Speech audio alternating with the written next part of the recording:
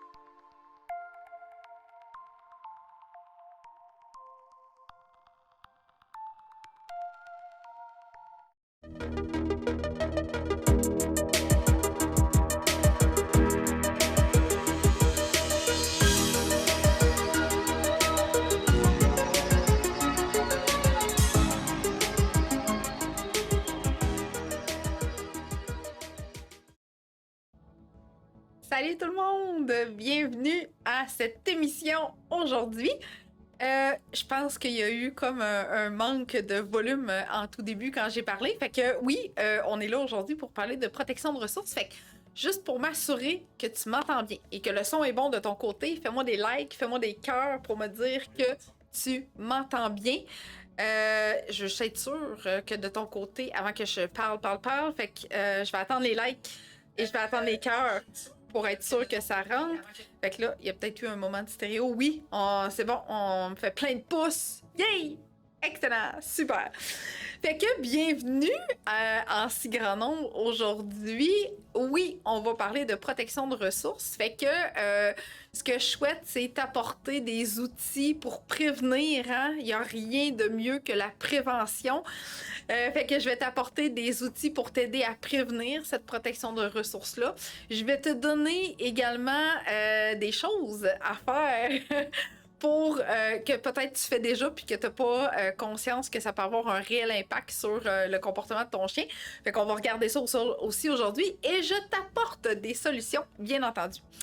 Good, salut tout le monde. Alors, je me présente, Annick, je suis intervenante en comportement canin et copropriétaire de Eureka depuis maintenant 7 ans, 7 merveilleuses années que cette belle entreprise existe.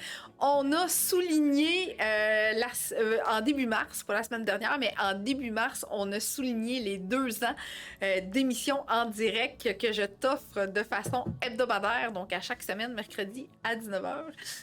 Bien entendu, je peux également t'offrir mes services en privé par le biais de mes consultations. Si tu restes jusqu'à la toute fin, je vais te mentionner comment faire pour communiquer avec moi pour bénéficier de mes services en privé.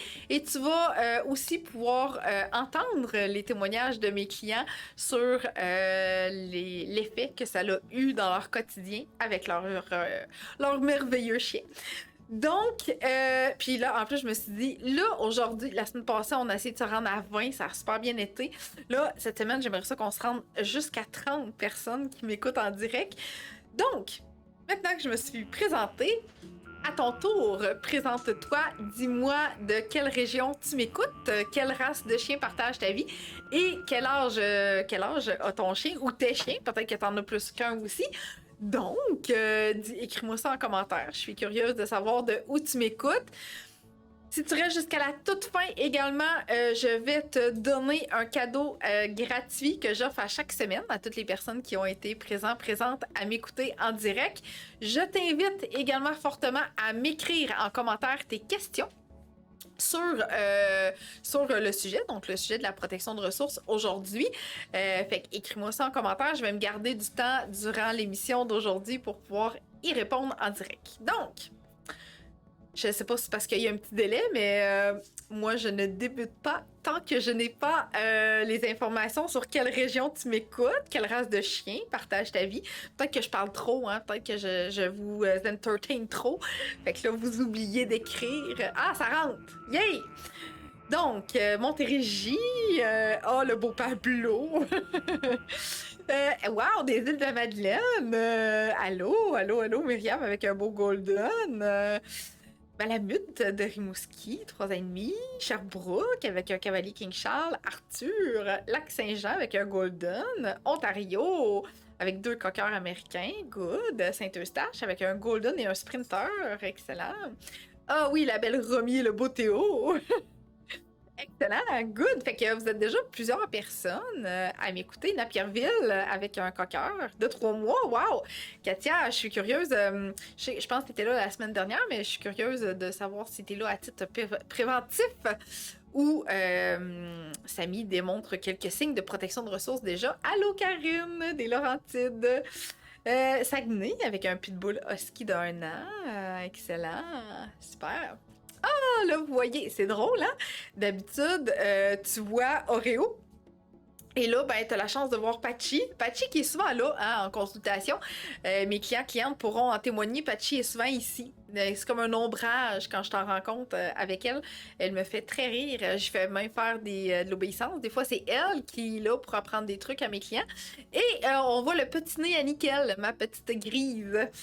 Good. Hey, fait que tu continues de m'écrire. J'ai oublié d'inclure mon Springer en plus des 2 coqueurs. C'est pas grave, Monique. C'est pas correct. Donc, je souhaite qu'on se rende jusqu'à 30 personnes aujourd'hui. Alors, tu as peut-être vu passer tantôt dans ton écran de partager. Partager, c'est un geste gratuit de ta part et je veux que tu te dises qu'il y a ton partage, là, il y a un pouvoir incroyable parce que, oui, tu n'as pas idée de la portée que ce partage-là peut avoir simplement pour me faire connaître, pour faire connaître Eureka. Et le nombre de personnes qui communiquent avec moi parce qu'ils me disent « Annick, c'est un ami qui a partagé ça sur son mur, puis là, wow, j'ai découvert tes émissions. » Fait que c'est un geste super gratuit et ne sous-estime pas ton super pouvoir de partage. Donc, go! Vas-y, je souhaite qu'on se rende jusqu'à 30 aujourd'hui. Okay? C'est un beau défi. Aujourd'hui, on se rend jusqu'à 30. Tu restes jusqu'à la fin, je te donne ton cadeau gratuit et tu m'écris également en commentaire tes questions tout au long de l'émission sur le sujet, donc sur la protection de ressources. Et je vais prendre des moments pour pouvoir répondre à tes questions. J'espère qu'on va pouvoir voir Oreo s'amuser en direct un peu, comme la semaine passée. Des fois, ça y tente, des fois, ça y tente pas. Là, il y a eu une grosse journée. On est en train, tranquillement, pas vite, de pratiquer l'automobile avec lui. Oreo est assez stressé dans un habitacle fermé. Donc, graduellement, à chaque jour que je vais prendre ma marche avec lui, on pratique l'auto. Fait que ça y fait vivre des émotions, hein, bien qu'on reste toujours sous son seuil de tolérance parce qu'on veut vraiment travailler graduellement. Des fois, c'est une bonne journée pour lui dans certains moments, mais là, on est rendu à mettre le véhicule en marche. Fait qu'on a fait tout le beau processus de désensibilisation. Et là, on est rendu à mettre le véhicule en marche pour bien progresser. Fait que c'est des grosses journées pour lui présentement. Avec le printemps, les odeurs, c'est magique. Bonjour de contre-cœur avec un nouveau berger australien de 8 mois. Good! Excellent, super. Alors voilà pour le setting, comment l'émission d'aujourd'hui va se dérouler. Si tu as des questionnements par rapport à d'autres sujets qui te viennent en tête, que tu aimerais que je donne comme information, comme prochaine émission, tu peux m'écrire en commentaire également des sujets que tu aimerais que je discute avec toi. La semaine dernière, il y a eu un sujet qui est revenu pour me dire « Hey, mon chien saute sur le monde », c'était l'émission que je venais juste de faire avant. Fait que c'est merveilleux, tu peux aller voir toutes ces émissions-là sur ma chaîne YouTube. Puis, ben, si t'as d'autres idées, tu m'écris ça en commentaire. Je prends tout en note. Donc voilà, on est prêt? Et prête à commencer déjà. Fait que ça monte tranquillement, gang. Vous êtes extraordinaires. Ça monte. Je pense qu'on va être bon pour se rendre à 30.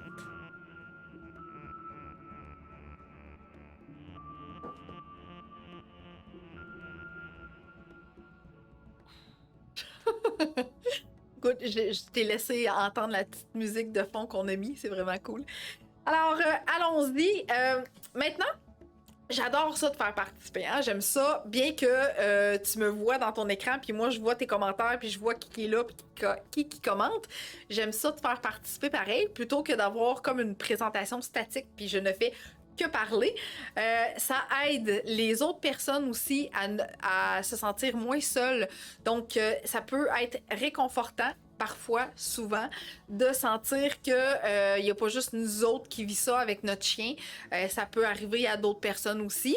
Donc, en commentaire, je veux que tu m'écrives si ton chien protège, qu'est-ce qu'il protège et de quelle façon tu t'es aperçu qu'il protégeait. Donc, est-ce que il grognait? On va tout voir ça tantôt, là, mais en fait, je te donne pas d'idée. Je veux juste que tu m'écrives en commentaire qu'est-ce que ton chien protège et comment il te véhicule le fait qu'il protège cette ressource-là. OK?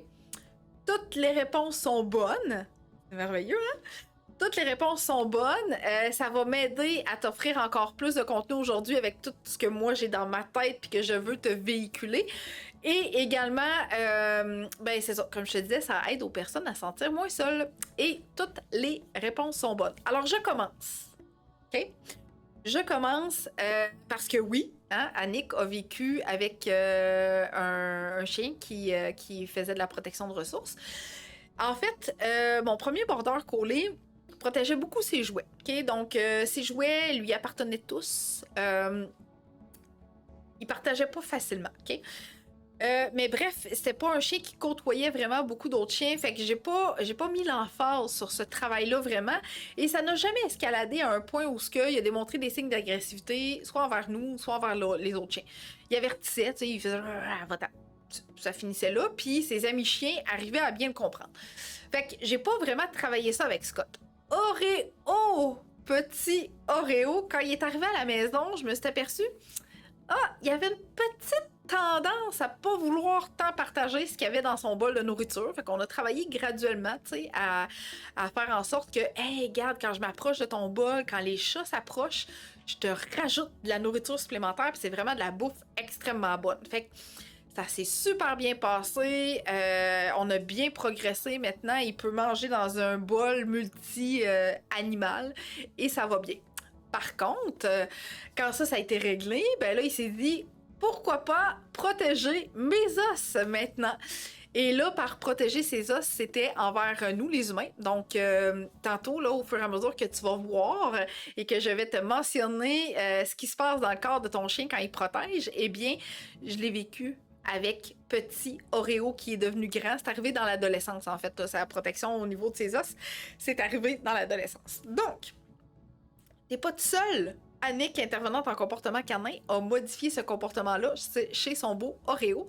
Parce que oui, il faisait de la protection de ressources et crois-moi, c'était quand même intense. Il a jamais mordu personne. Okay?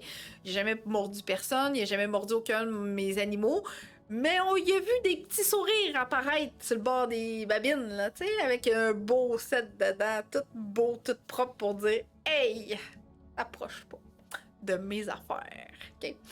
Je le comprends en même temps. Tu sais, moi, là, j'adore manger des sushis dans la vie, puis si tu viens à côté de moi, puis tu me voles un sushi, puis c'est mon préféré, puis c'est le dernier qui me reste, là, hey boy, je serais pas contente. Hey, good, j'ai plein de commentaires. Excellent. Donc, Romy qui a commencé jeune à protéger ses surprises de grande valeur et ses jouets. Nourriture, jouets, ses os. Il se choque, il mordille, il mord et il attaque mon petit pincher.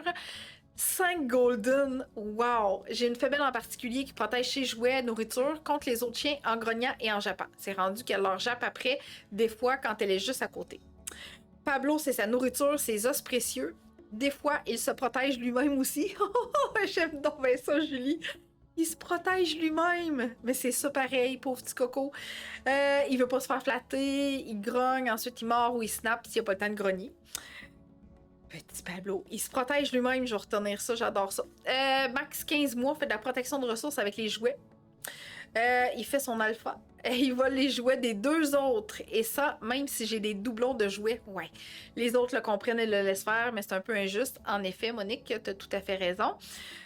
Veut mordre lorsqu'un autre chien approche sa nourriture, ses surprises, ses jouets. Protège, grogne, monte les babines si on approche trop.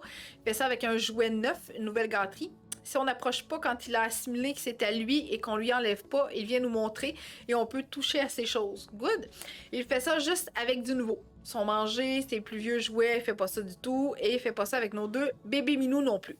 Good. Excellent. Super. Fait que on a diverses problématiques, si je peux dire ça comme ça, donc diverses réactions. Le chien peut protéger différentes choses, hein. Ça sera jamais toujours uniquement un truc spécifique pour un chien. Donc oui, ça peut. Oui, puis Karine qui dit que Léo attaque Lucky lorsqu'il s'approche de moi. De cette façon-là, Karine, on peut peut-être apercevoir ça un peu plus comme de la jalousie que de la protection. OK? Donc, tu lui donnes de l'amour, je veux de l'amour, sinon je le tasse, puis je fais éloigne-toi. OK?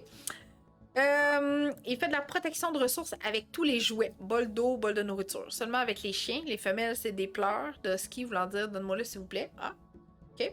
Avec les mâles non castrés, il grogne, monte les dents, snap, proche du visage. Puis, c'est un mâle castré. Fait Golden protège chez Toutou, ses os, sa place dans mon lit, protège de mon autre chien, le Springer de 7 ans. Good! Alors, allons-nous nous rendre jusqu'à 30 avant que j'entre dans le vif du sujet? Ça joue, là, tu sais, ça fluctue entre 22 et 23, fait qu'il est encore temps de partager. Je suis confiante qu'on va se rendre jusqu'à 30. Alors voilà, je suis contente que tu aies partagé ça avec nous.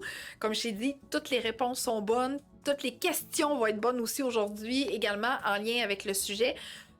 Puis non, t'es pas seul.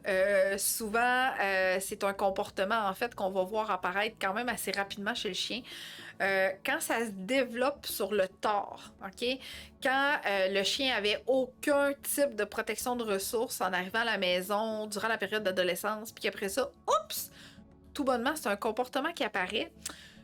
Ça vaut la peine d'investiguer un petit peu plus, puis peut-être d'aller voir du côté médical avec ton vétérinaire pour être sûr que tout est beau de ce côté-là, parce que des nouveaux comportements qui apparaissent à l'âge adulte, alors qu'on n'a jamais eu de conditions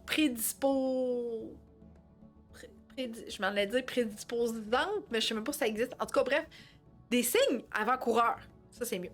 Des signes avant-coureurs, si t'en as jamais eu avant, puis là, pouf, tout bonnement, ça apparaît comme une ballonne qui pète, là. C'est pas normal. C'est pas normal. Alors, faut voir quelle est la problématique qui est peut-être sous-jacente à ce niveau-là. Au niveau de médical. OK? Voilà. Bref, t'es pas seul. T'es pas seul. Donc, savoir reconnaître les signes va te permettre d'être hyper proactif, hyper proactive. On veut tout ça dans la vie, OK? Être capable de reconnaître les signes, c'est hyper important parce que c'est ce qui va t'aider à bien cheminer puis à bien modifier ce comportement de protection de ressources-là, OK? Allons-y avec nos signes. Alors, ton chien peut se tenir debout par-dessus l'objet. 4 pattes bien droites, là.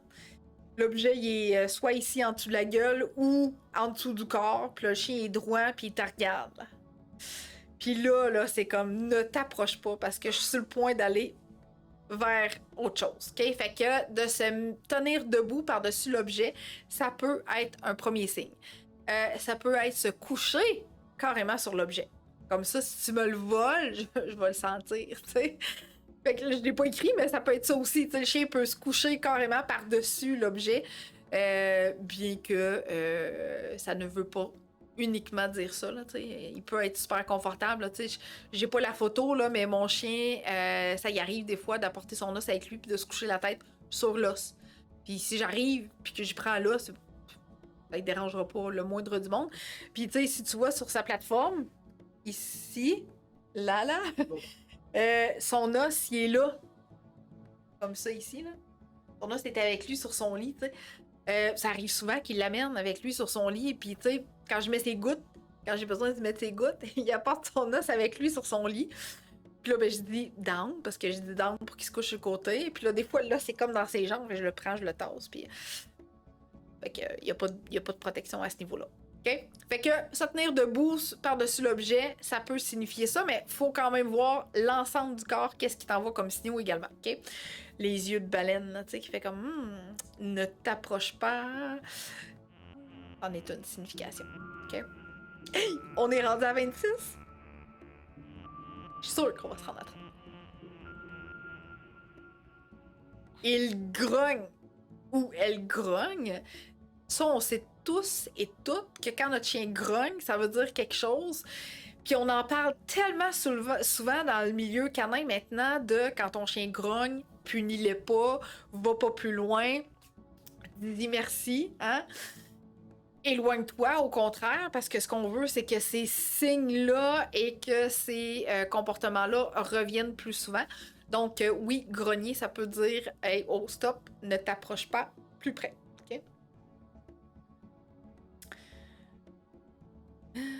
Good, excellent. Coucou, Jocelyne! Montrer les dents. Tantôt, je te disais qu'Oreo nous avait montré son beau sourire à un certain moment donné de sa vie. Donc oui, montrer les dents peut faire partie des signes avant-coureurs, donc des signes pour te dire « Et que je ne suis pas contente, donc je grogne et je lève les babines en même temps. » Ça veut dire « Ne t'approche pas plus près de moi, s'il vous plaît. » OK? Ça en est un autre signe précurseur.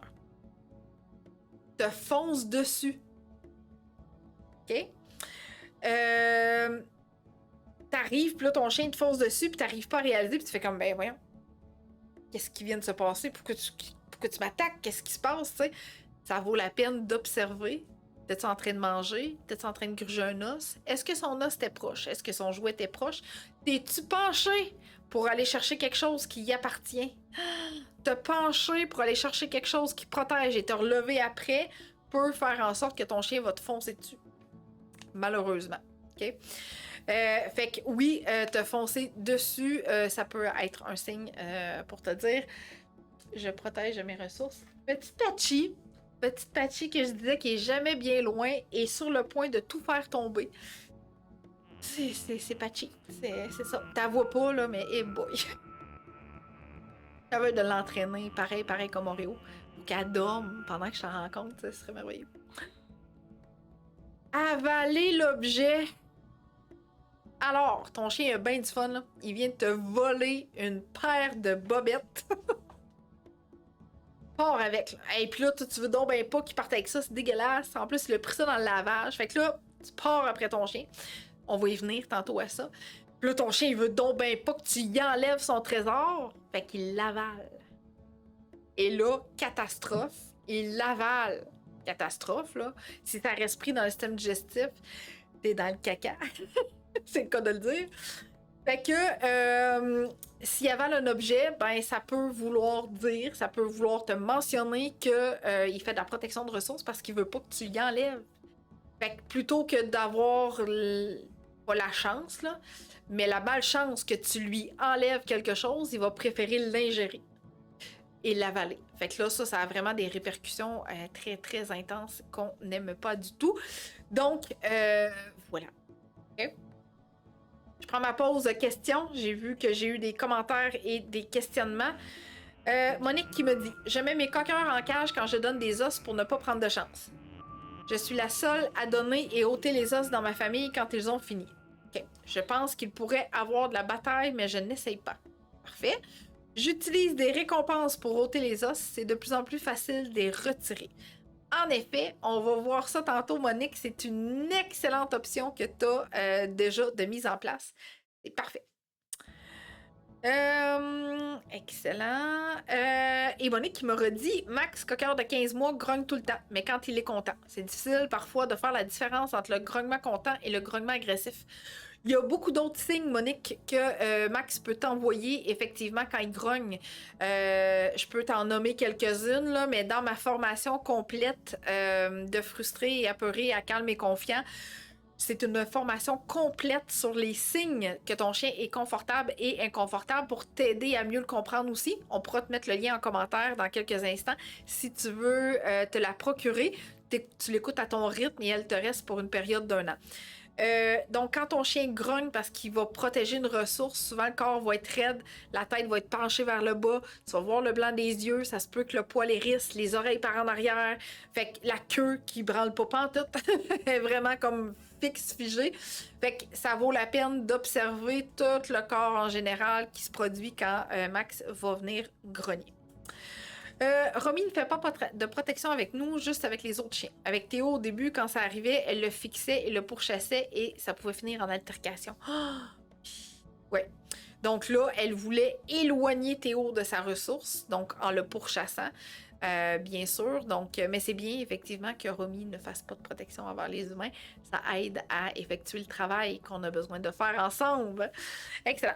Si tu as des questions, toutes les questions sont bonnes. Je t'invite à m'écrire ça en commentaire pendant que nous, on poursuit avec le contenu d'aujourd'hui. Je vais possiblement reprendre une autre pause dans quelques instants pour te donner des informations supplémentaires, OK?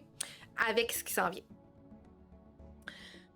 Maintenant, ce qu'il faut éviter. Qu'est-ce que tu ne dois pas faire, OK? Fait que là, je voulais que tu reconnaisses les signes. Maintenant, je vais te dire ce qu'il faut éviter, donc à ne pas faire pour prévenir. Puis même si t'es directement en lien avec une problématique de protection de ressources, tu fais pas ça pareil. OK? Puis après ça, en dernière partie de l'émission, on va voir ce que tu peux faire. OK? Voilà. Courir après ton chien.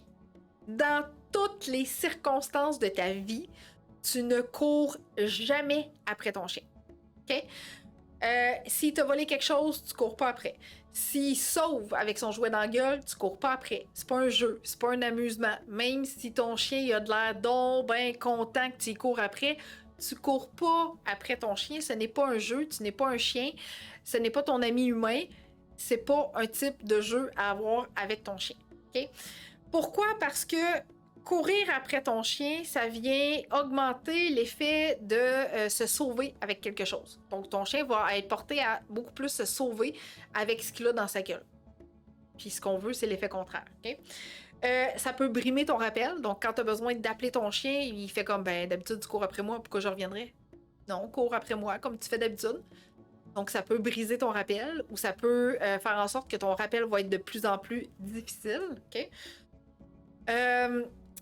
Puis ton chien, c'est un chien. Voilà. Simple de même, OK? Fait que, non, courir après ton chien, ce n'est pas un jeu. OK? Voilà. C'est sûr que là, s'il sauve puis que sa vie est en danger, ça, c'est une autre histoire. OK? T'as pas le choix de courir après. Mais idéalement, t'aurais une longe en arrière qui te permettrait de le rattraper. OK? Ou un rappel béton, là, d'urgence qui est efficace à 100%. OK? Lui enlever l'objet. OK?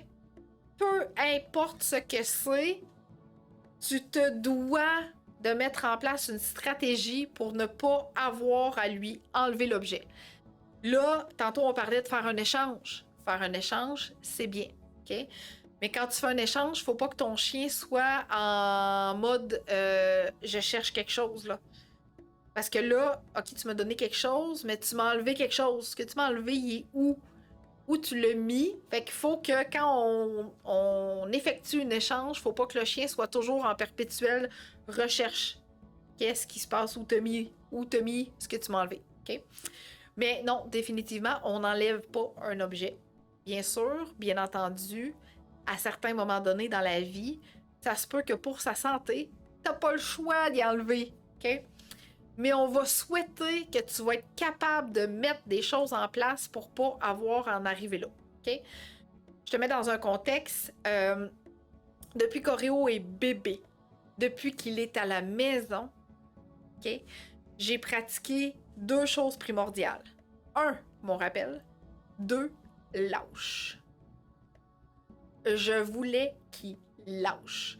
Pourquoi? Parce que quand il était tout petit, puis comme toutes les chiots en général, Oreo mettait tout dans sa gueule, OK? Oreo est arrivé pendant la pandémie. Donc, pendant la pandémie, on nous disait « Fais attention, ton chien peut te transmettre le coronavirus. Fais attention, ton chien peut te transmettre ci, peut te transmettre ça. » Donc, fallait rien qu'il mette dans sa gueule, OK? Surtout pas les masques qui traînaient à terre, tu sais. Fait que ça a été les 2 choses que j'ai pratiquées rapidement. Cette semaine, printemps oblige. Ben, je sais pas si c'est le printemps qui oblige ça, mais bref. En tout cas, on a rencontré des oiseaux morts sur notre parcours de marche, OK? Donc, je sens qu'il se met à sentir quelque chose. Il a senti quelque chose d'intéressant. Fait que j'observe avec lui qu'est-ce qu'il cherche. Et je vois l'oiseau mort. Donc, en voyant l'oiseau mort, je le laisse se diriger vers ce qu'il a trouvé pour qu'il constate et qu'il ne soit pas en état de recherche intense. Et je dis, lâche! Il est revenu à moi, là, comme une fusée. Il a eu le droit à un jackpot de récompense, puis on a continué notre marche et l'oiseau est resté là, puis il s'en est foutu. Alors, maintenant, je n'ai plus besoin de lui enlever d'objet. Quand je veux qu'il lâche, c'est hyper efficace. OK? Voilà. Un mot puissant, là, c'est ça. T'as vu quelque chose, t'as senti quelque chose, tu n'y touches pas. Du tout. On prévient, on prévient. Mets tes mains dans son bol pendant qu'il mange. Combien de fois j'ai lu ça en commentaire et même si je ne frise pas des cheveux, je te jure que mes cheveux frisent dans ce temps-là. Mets tes mains dans son bol pendant qu'il mange. Qui c'est qui fait ça? Ça vient d'où? Ça vient d'où ça? Moi là, quand j'étais jeune, là, mes parents me disaient ton chien il mange, laisse-les tranquilles. Mes parents m'ont jamais dit d'aller mettre ma main dans le bol de bouffe de mon chien pendant qu'il mangeait. C'est sérieux, c'est quoi ça? Bon, c'est dit. Tu fais pas ça.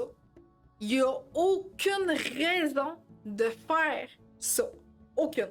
Aucune sur la terre, là. Ça va y apprendre rien à ton chien. Tu comprends? Il n'y a pas... Non, moi, premièrement, je vois pas l'utilité. Ma main, là, ça a le besoin d'approcher du bol de nourriture à mon chien, là. Elle va lui donner quelque chose. Check ça! Aujourd'hui, je te garde, je te donne un petit morceau de patate. Voilà. C'est ça que je vais faire avec ma main proche de son bol. Pas dans le bol, proche de son bol. OK? C'est ça que je vais faire comme intervention avec mes mains proches de son bol. OK? Good. Là, je pense que j'ai eu d'autres questions. Alors, je m'hydrate encore. Tu peux partager encore parce que là, on est encore à 26. Je capote. Je vais te dire à l'instant comment faire pour écouter mes autres émissions parce que j'ai fait une émission spécifique sur le chien voleur. Dans cette émission-là, je te donne des trucs, comment faire pour que ton chien arrête de voler. Fait que si ton chien vole des trucs, ça va être excellent que tu puisses ajouter ça à tes expériences et tes exercices à faire avec. OK? Donc, je te dis ça à l'instant pendant que moi, je vais aller m'hydrater. Es-tu à la recherche de trucs pour bien gérer ou modifier certains comportements de ton chien? Et dans cette capsule-ci, tu es encore à la recherche d'informations pour t'aider à gérer ce comportement ou ces comportements indésirables de ton chien. Eh bien, savais-tu que sur notre chaîne YouTube, on a plus de 50 heures d'informations gratuites que je te donne à travers nos multiples capsules. Donc, rendez-vous sur notre chaîne YouTube au www.youtube.com/Eureka, EUXREKA, et tu vas avoir accès à toutes mes capsules que j'ai faites dernièrement. Maintenant, tu sais comment te rendre sur ma chaîne YouTube, puis on va sûrement te mettre le lien en commentaire aussi pour que tu puisses y aller. Ben voilà, comme je le dis, ça apparaît. Magie! Magie, magie! Donc, j'ai Cynthia qui me dit « J'enlève jamais ses os, elle les a à volonté. La seule chose que je l'envoie dans sa cage pour manger et que je lui enlève à apparaît, c'est le nez de cochon parce que c'est comme ultra précieux. Elle peut le protéger fois 1000. Je te comprends. J'ai plusieurs de mes clients et Oreo aussi tripe ses nez de cochon. Donc voilà, je te comprends parfaitement. Je ne suis pas capable de faire lâcher Max quand on est en promenade et pourtant je le pratique beaucoup avec lui. C'est dangereux, il ramasse des vidanges, des os, etc. Tu me disais-tu, Monique, que ton chien protégeait pas envers toi?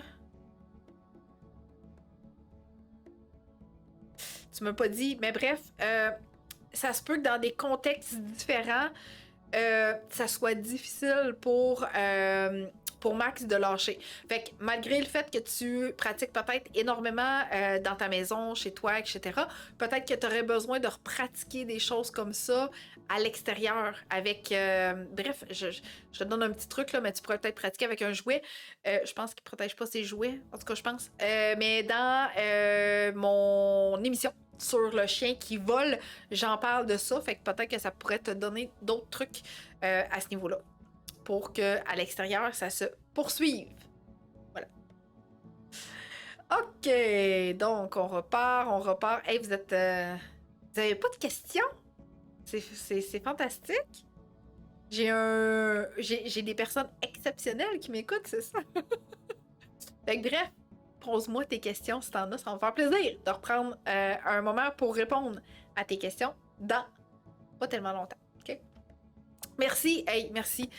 J'ai oublié, et là j'y pense. Merci du fond du cœur pour tes partages. On en a eu plein. C'est extraordinaire. Merci. Tu ne peux pas savoir à quel point ça nous aide comme petite entreprise. Good. Maintenant, quelles sont, Annick, tes clés de la réussite? Comment tu fais, toi, pour prévenir, modifier, gérer la protection de ressources? On va y venir. On va y venir à l'instant. Le rappeler. Tu sais, tantôt, je te disais, arrête de courir après. Eh bien, arrête de courir après et pratique ton rappel pour que ton rappel soit hyper efficace pour que si jamais ton chien protège, que tu puisses l'appeler pour qu'il vienne te voir puis qu'il arrête de protéger ce qu'il est en train de protéger pour faire autre chose. OK? Bien sûr, l'objectif, c'est pas de le laisser retourner protéger, hein? Fait que tu peux essayer de changer un peu la dynamique, jouer dehors avec lui, avec ton chien, faire de l'obéissance, bref, faire en sorte qu'il oublie ce qu'il est en train de protéger dans l'immédiat. Puis éventuellement, peut-être que ça va diminuer à ce niveau-là. On souhaite, là, c'est pas la recette infaillible, mais si à tout le moins ça peut aider pour diminuer un petit peu sa protection, ça serait génial. Fait que ton rappel doit être assurément numéro 1. OK? Ça aussi, j'ai plein d'émissions là-dessus sur ma chaîne YouTube, sur le rappel. Faire un échange. On l'a dit tantôt, je fais un échange pour reprendre l'os à mon chien. Je fais un échange pour reprendre son nez de cochon. Bref, oui, faire un échange avec quelque chose qui a la même valeur ou une valeur plus élevée aux yeux de ton chien va grandement aider à faire en sorte que ton chien va protéger de moins en moins ou même pas du tout. Puis il va dire « Hey! » Quand elle m'approche, j'ai toujours des bonnes choses. Fait que je vais y laisser qu'elle parte avec. Qu'elle parte avec mon os, là, parce que moi, j'ai tout le temps quelque chose de mieux, fait que ça me dérange pas. Alors, faire un échange peut grandement t'aider, OK?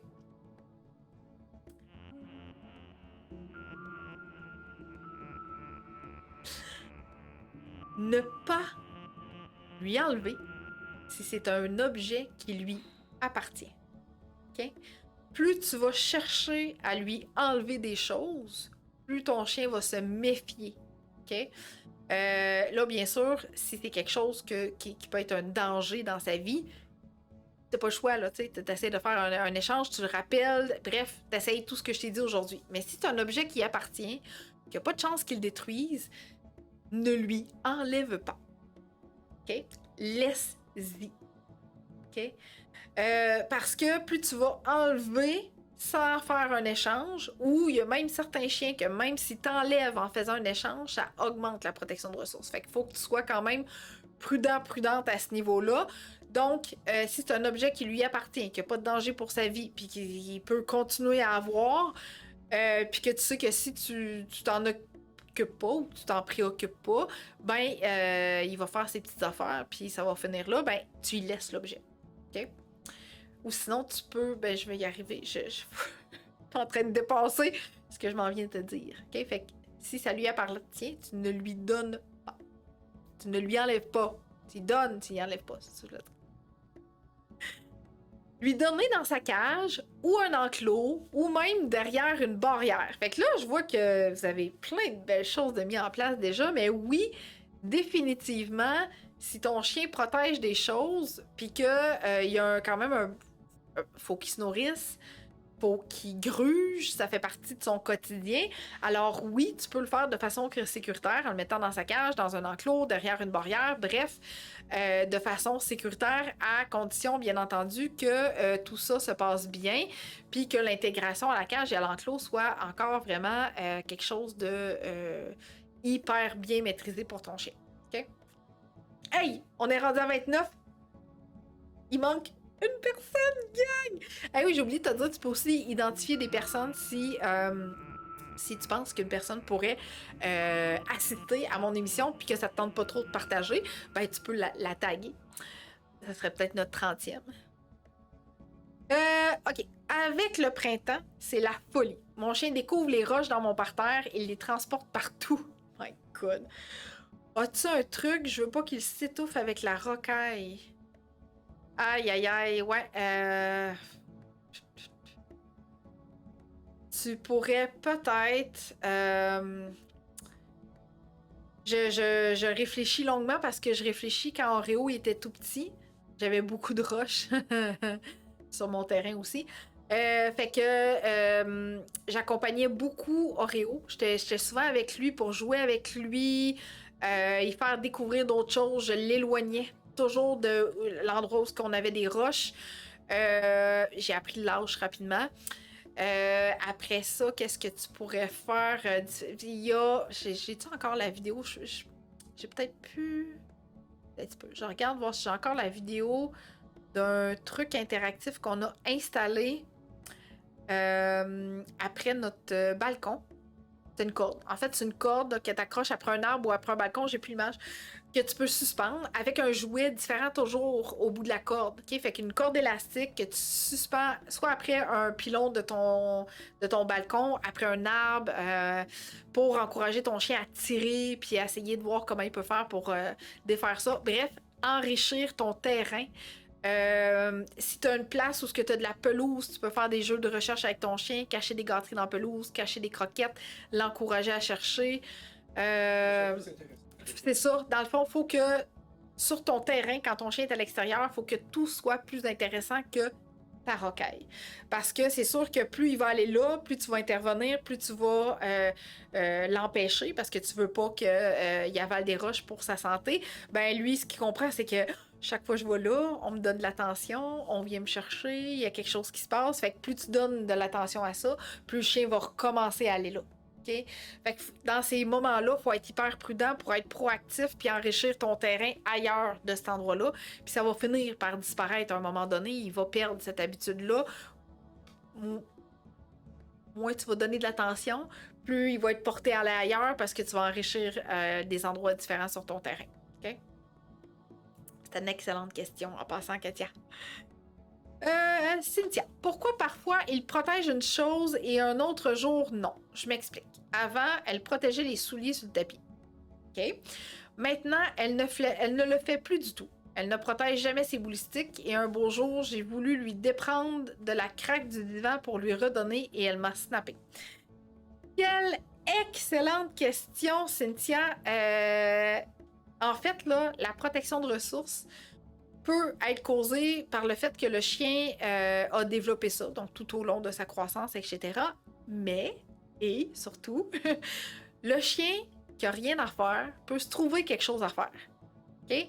Donc, à partir du moment où il protégeait les souliers, qu'est-ce qui se passait dans sa vie en général? Il était-tu peut-être en manque de stimulation intellectuelle, en manque d'activité physique? Bref, il y a peut-être plusieurs causes qui fait qu'il protégeait les souliers.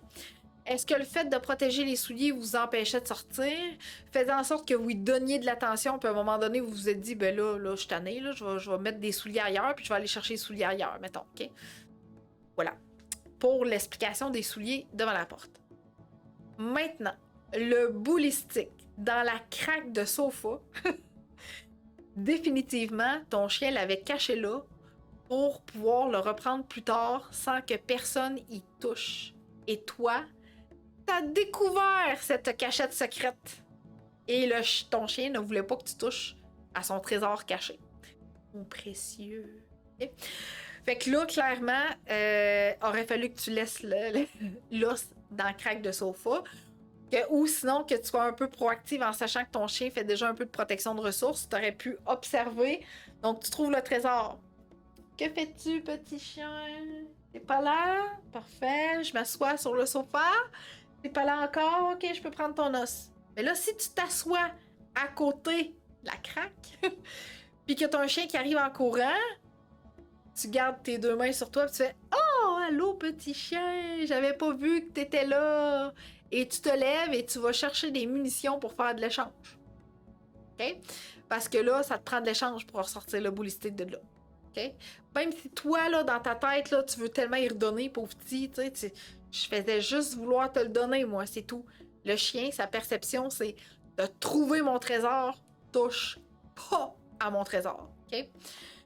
Alors voilà, tu te dois d'être hyper attentive à tous les signaux de ton chien quand tu trouves un trésor. Okay? Parce que trésor dans la craque de sofa veut dire je le garde pour plus tard.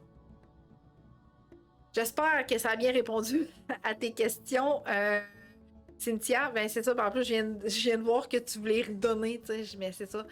Dans ta tête à toi, c'était super flagrant, là, tu sais, tu prenais ça pour y donner, tu sais, mais anodin, effectivement, comme on me souffle dans l'oreille. Et pour ton chien, c'était pas ça pantoute. Non, non, non, non. Est-ce qu'on doit laisser un chien cacher ses trésors? Idéalement, non. Joanie, c'est une excellente question. En effet, non, tu ne dois pas parce que tu sais pas où ton chien va aller cacher ce trésor-là. Et est-ce qu'à un moment donné, tu vas avoir quelqu'un en visite qui va s'approcher du trésor et là, tu vas avoir une explosion de ne t'approche pas de mon trésor. Donc, dès que tu vois que ton chien veut partir, tu le rappelles.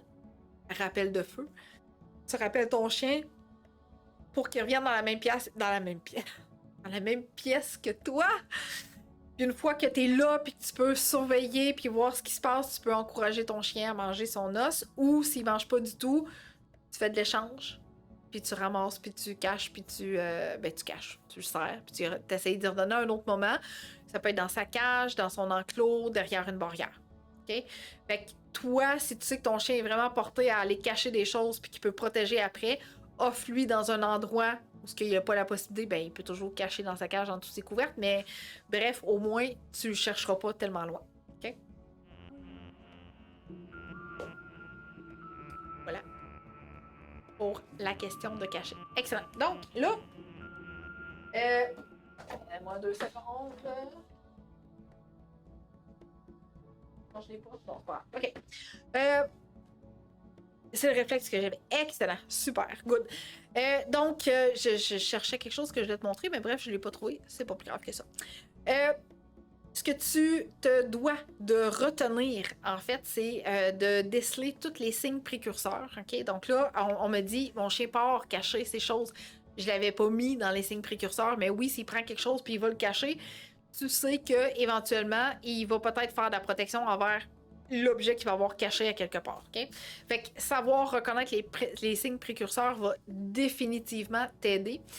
Ce que tu te dois d'éviter, OK? Donc ce qu'on ne fait pas du tout, et ce que tu dois faire pour obtenir une réussite, donc les clés de la réussite, comment tu dois les mettre en pratique et les mettre en place. Ma formation va t'aider grandement à mieux comprendre ton chien. On t'a mis en commentaire, je peux te la montrer ici aussi. Je l'ai ici. Ici. Quand tu te rends via mon lien qu'on t'a mis en commentaire, tu peux m'écrire en privé aussi si tu veux revoir le lien. Des fois, je sais que c'est difficile de repasser tout ça en commentaire. Mais bref, dans mon onglet Programmes et services, c'est la dernière formation à la fin. Ce qu'on veut, c'est que tu puisses mieux comprendre ton chien définitivement. Donc, cette formation-là peut t'aider et elle va t'appartenir pour une période d'1 an. Fait que pas de stress, t'écoutes ça à ton rythme, tu la revisites autant de fois. Elle reste à toi pour une période de 1 an. OK? Ma chaîne YouTube pour apprendre à ton chien à cesser de voler tes trucs. Fait que ça va t'aider également. Comment apprendre un rappel de feu à ton chien. Ma chaîne YouTube encore. Je suis encore avec toi pour quelques instants. Si tu veux, m'écrire en commentaire, on a épinglé en commentaire la formation. Fait que c'est génial. Victor, il fait un travail incroyable. Fait que tu peux m'écrire en commentaire si tu as encore des questions. Je suis avec toi encore dans quelques instants. Là, je t'ai dit que j'allais te donner un cadeau gratuit pour avoir été avec moi jusqu'à la toute fin. Ben, en fait, j'en ai 2 cadeaux gratuits, OK? Le premier consiste à te conscientiser un peu, si je peux dire ça comme ça, au temps d'adaptation que ton chien peut prendre avant de se familiariser avec ta routine et tout ce qui se passe en général dans ton quotidien. Les facteurs qui vont influencer le comportement de ton chien, les facteurs qui influencent la peur. Pourquoi mon chien a peur? Qu'est-ce qui fait que mon chien a peur, qui est comme ça depuis qu'il est tout petit ou que c'est apparu après un certain temps? Fait que j'en parle dans ce guide-là également. Et je parle également de comment on fait pour modifier un comportement, comment on fait pour apprendre un nouveau comportement au chien, comment éviter que ton chien soit craintif, anxieux et réactif. Comment ça se passe de ce côté-là. Donc, c'est un guide que je te donne tout à fait gratuitement. Et pour te procurer ce guide-là, je t'invite à aller directement sur mon site Internet. Tu vas voir une fenêtre défiler du haut de ton écran vers le bas, qui ressemble à ça, comme ça. Tu inscris ton prénom, ton nom de famille, ton adresse courriel et par la suite, tu vas recevoir le guide Tout sur le chien. C'est un peu ce que je viens de te dire, des images, du texte pour t'aider à mieux comprendre tout ça.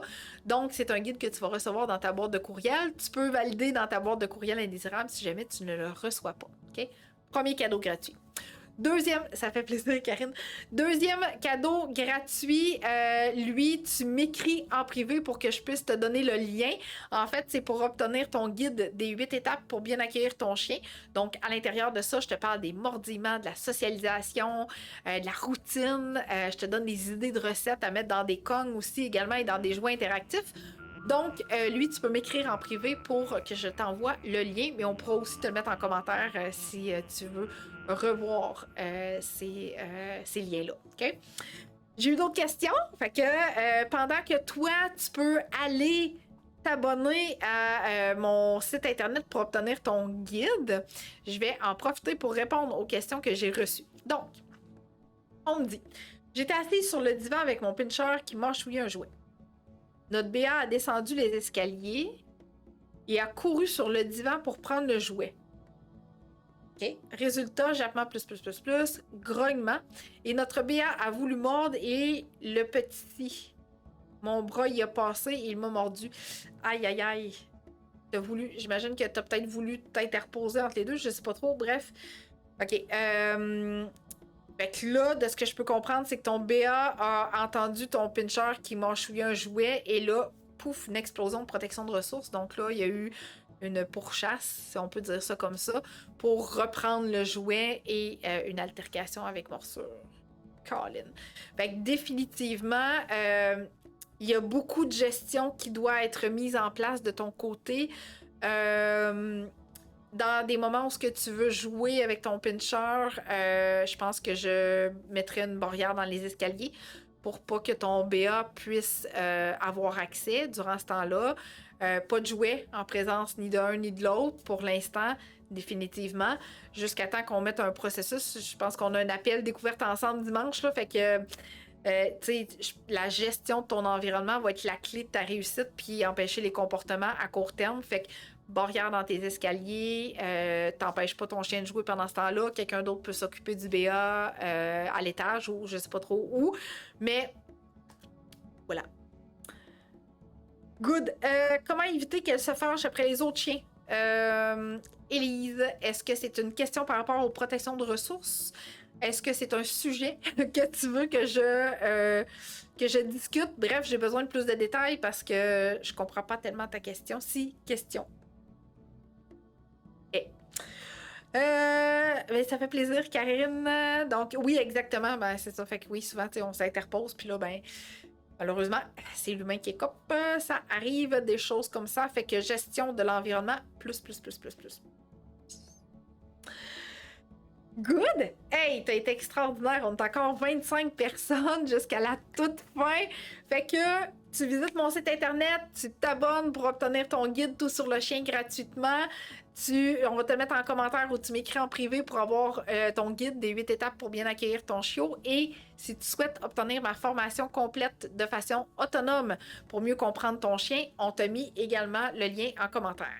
Je prends une dernière question. Parce qu'Élise, elle a tenu à me préciser des choses. Donc oui, mettons qu'elle joue et des fois, elle décide qu'elle se fâche après, comme ça. Ou si elle a un objet proche d'elle. Et encore une fois, Élise, ça te prendrait une gestion de l'environnement pour apprendre à ton chien à être à l'aise de jouer proche en présence d'un autre chien. Donc, barrière, un enclos, là, peut-être plus, parce qu'une cage, on s'entend que c'est pas évident de jouer dans une cage.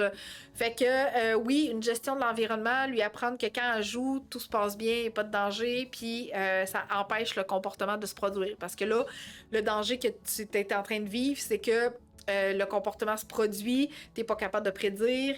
Fait que plus il y a des chances que le comportement fluctue comme ça, plus il y a tendance à se reproduire. Fait que définitivement, une gestion de l'environnement, première chose. Puis quand on a de la protection de ressources puis qu'on a de la difficulté à gérer, se faire accompagner par quelqu'un d'expérimenté, moi.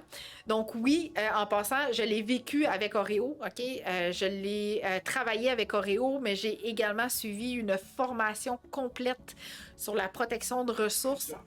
Ben oui, plusieurs formations, mais une spécifique avec de l'accompagnement en consultation privée de 2 cas différents. Donc, Un, que c'était de la protection de ressources chien envers chien, et l'autre, que c'était de la protection de ressources d'un chien envers les humains. Okay? Fait que j'ai quand même beaucoup de bagages à cet effet-là. Donc, en plus d'avoir vécu et modifié et réussi, je l'ai fait en formation et en stage de consultation.